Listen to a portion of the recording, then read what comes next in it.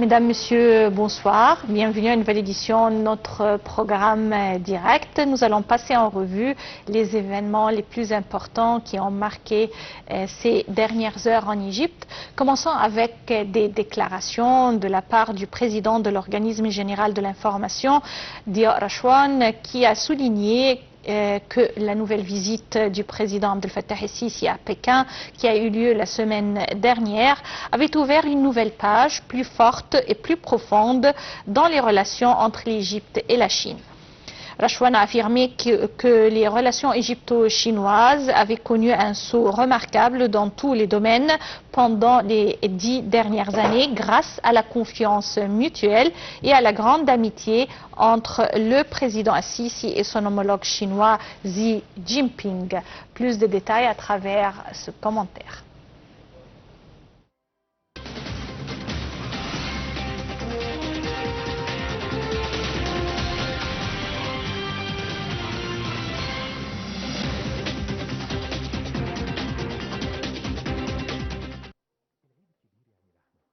Les relations entre l'Égypte et la Chine ont connu un soubresaut dans tous les domaines pendant les 10 dernières années grâce à la confiance mutuelle et à la grande amitié entre le président Abdel Fattah el-Sisi et son homologue chinois Xi Jinping. C'est ce qu'a affirmé le président de l'Organisme général de l'information, Dia Rachouane. Il a souligné que la nouvelle visite du président Al-Sisi en Chine la semaine dernière avait ouvert une nouvelle page plus forte et plus profonde dans les relations entre les deux pays et qu'elle aura plusieurs résultats positifs, surtout dans le domaine de l'investissement et du commerce, ainsi qu'à la coopération dans le domaine de l'industrie manufacturière. Selon Rachouane, la visite du chef de l'État à Pékin aura aussi un impact positif sur le renforcement de la coordination politique et de l'action commune pour établir la paix et la stabilité au Moyen-Orient et sur le continent africain, étant donné le rôle régional et mondial de l'Égypte et la Chine, ainsi que de leurs valeurs et objectifs communs comme la coopération constructive, l'échange des bénéfices, et la coopération pour la coordination et le progrès de tous les peuples.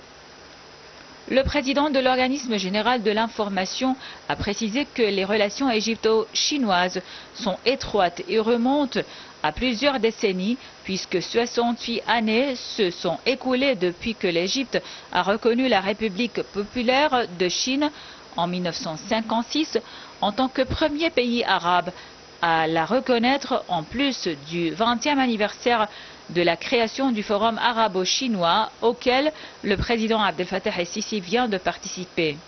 10 ans se sont également écoulés depuis l'accord du partenariat stratégique global entre l'Égypte et la Chine qui représente un cadre plus complet pour une coopération politique, économique et culturelle croissante entre les deux pays.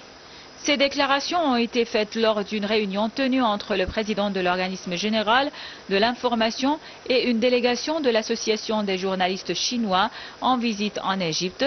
À cette occasion, Dia Rachouane a mis l'accent sur l'importance du rôle des médias dans la promotion des relations entre les peuples égyptiens et chinois et la construction d'une image positive pour les deux pays.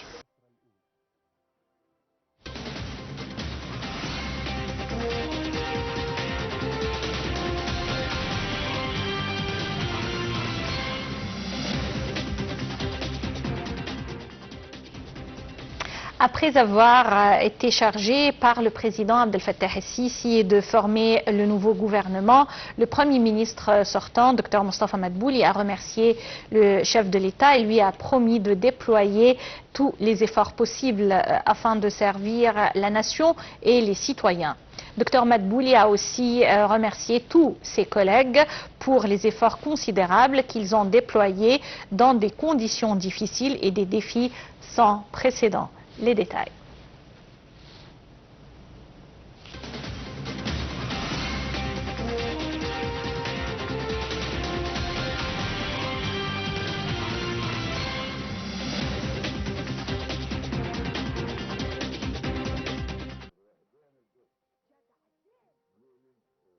Le président Abdel Fattah el-Sisi a chargé Moustapha Madbouli de former un nouveau gouvernement, un gouvernement doté de compétences, d'expérience et de capacités remarquables, un gouvernement qui s'efforcera d'atteindre un certain nombre d'objectifs dont le plus important est de préserver les déterminants de la sécurité nationale égyptienne à la lumière des défis régionaux et internationaux, tout en plaçant la question de la construction du citoyen égyptien en tête des listes des priorités, notamment dans les domaines de la santé et de l'éducation. Ce nouveau gouvernement devra aussi poursuivre les efforts visant à développer la participation politique ainsi que dans les dossiers de sécurité, la stabilité et la lutte contre le terrorisme de manière qui valorise ce qui a été réalisé à cet égard, de même que développer les dossiers de la culture, de la conscience nationale et du discours religieux modéré de manière à consolider les concepts de citoyenneté et de paix sociétale. Le président El-Sisi a ordonné que la formation du nouveau gouvernement devra comprendre également la poursuite de la réforme économique en mettant l'accent sur l'attraction et l'augmentation des investissements locaux et étrangers, en encourageant la croissance du secteur privé, en mettant tout en œuvre pour réduire la hausse des prix et de l'inflation et contrôler les marchés dans le cadre d'un développement global des performances économiques de l'État dans tous les secteurs.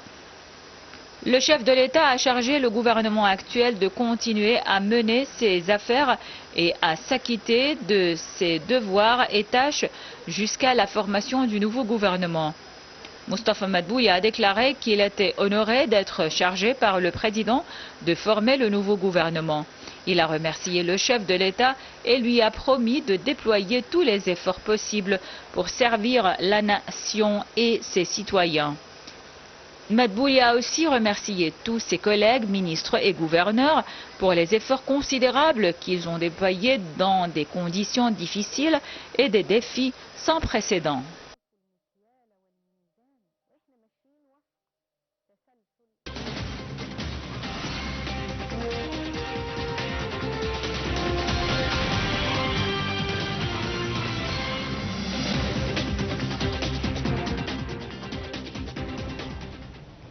Et à présent, nous allons passer au ministre des Affaires étrangères, Sameh Choukri, qui a tenu des entretiens bilatéraux aujourd'hui avec son homologue chypriote Konstantinos Kambos, actuellement en visite au Caire. Le porte-parole officiel du ministère des Affaires étrangères, Ahmed Abouzeid, a déclaré que les entretiens intensifiés dans le cadre des relations stratégiques liant l'Égypte et Chypre et l'échange de points de vue sur les développements de la guerre à Gaza ainsi que les moyens de réaliser un cessez-le-feu et à contenir cette crise humanitaire étaient à la tête de ces discussions.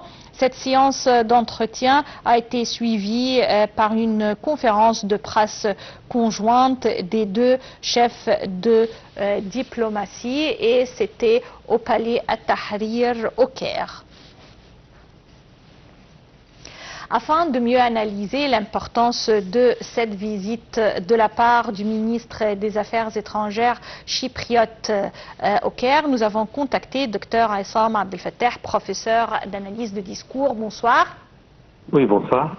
Docteur Aissam Abdel Fattah, quand on parle des relations bilatérales égypto-chypriotes, on parle de relations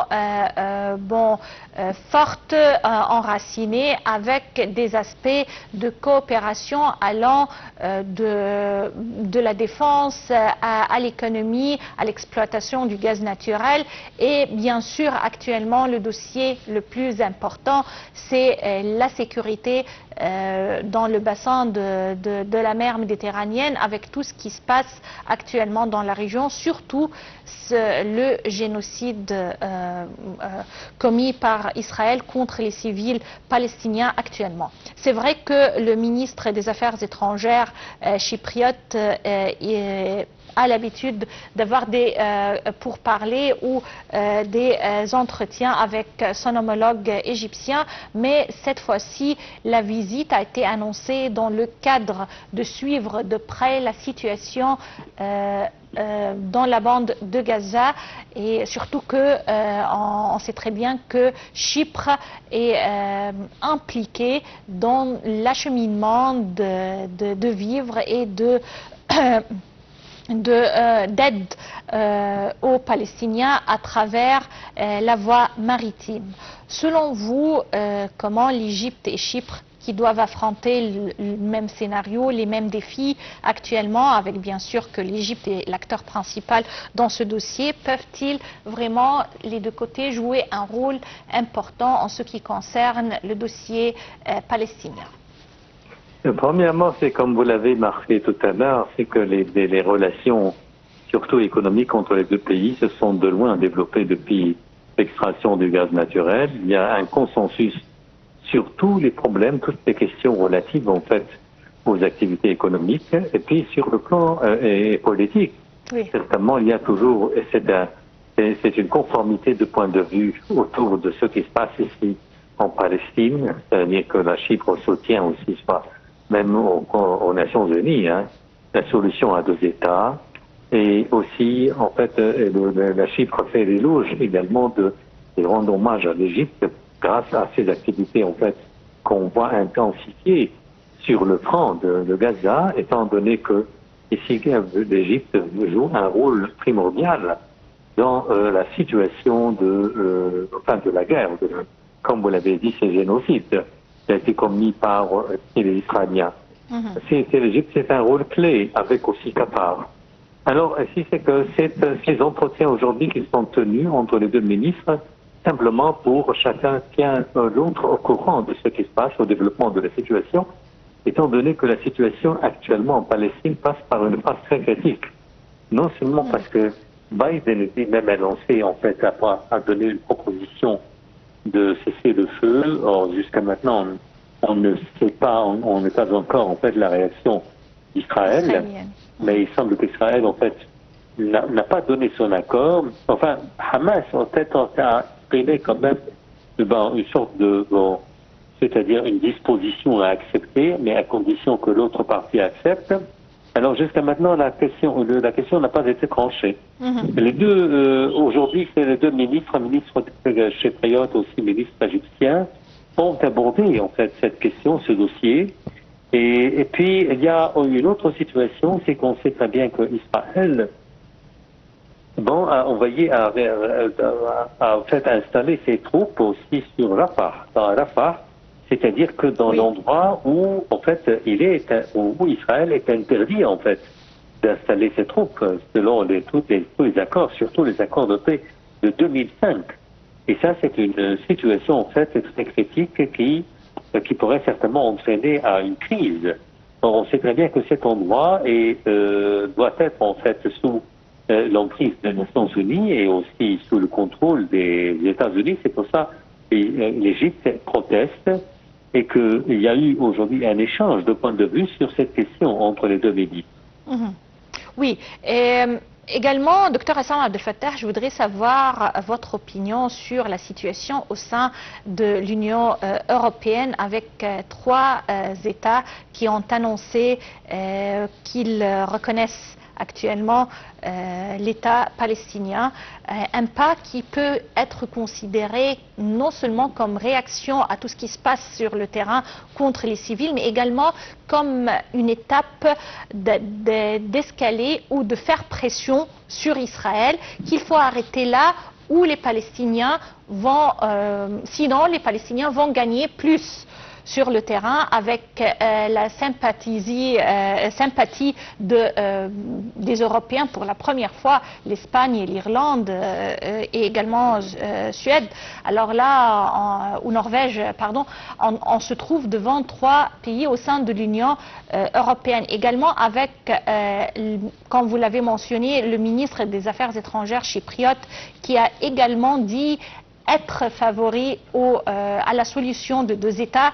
Je vois que peut-être l'étau se resserre sur Israël ou non? Moi, j'estime que la Chypriote, en fait, n'a pas d'objection de reconnaître aussi les 2 Palestines.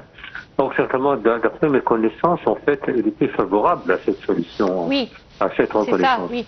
Oui, je sais, mais en tout cas, puisque vous parlez des Européens, de l'Europe tout entière, à part certainement l'Espagne et aussi Norvège et l'Irlande, les 3 pays reconnaissent en fait l'État de Palestine. Certainement, on sait très bien que les pays européens, les autres pays européens sont trop hésitants, et certaines attitudes en fait sont, à mon avis, très honteuses, comme l'attitude de la France. Donc c'est l'attitude de Macron lui-même. Oui. C'est-à-dire que moi je m'attendais en fait que Macron lui-même soit le premier à reconnaître l'État de Palestine, parce qu'il représente la France. La France, c'est le pays des droits de l'homme, le pays de la Révolution française, le pays vraiment de Lumière et tout ça, et qui défendent en fait les droits des Palestiniens. Et puis après, je dois vous dire aussi que l'opinion publique, en fait, en France, et surtout parmi les jeunes, la jeunesse européenne généralement. La jeunesse européenne, on les voit, en fait, on la voit manifester dans les rues pour en fait soutenir les Palestiniens après avoir vu les massacres commis, les boucheries qui ont été commises par les troupes israéliennes. Alors, moi, jusqu'à maintenant, c'est que les arguments ici allégués par Macron pour ne pas reconnaître l'État palestinien sont loin vraiment de convaincre. C'est-à-dire que ce sont des fallacieux, hein. C'est-à-dire qu'ils ne sont pas très convaincants. Alors, c'est-à-dire qu'il soutient, je sais, la solution à 2 États, et pourtant, quand on dit solution à 2 États, ça veut dire qu'il y a un État palestinien, un État israélien. Pourtant, il ne reconnaît pas l'État palestinien. Et cette situation, en fait, très ambiguë. Vraiment, ça m'a choqué. Surtout la France. La position de la France est très choquante. C'est une situation à être révisée par la France et par les Européens. En attendant, je vous remercie infiniment, Dr Aissam Abdel-Fattah, professeur d'analyse de discours, pour ces explications concernant la visite aujourd'hui du ministre des Affaires étrangères chypriote au Caire. Juste une petite pause et on enchaîne avec la suite de notre programme pour aujourd'hui.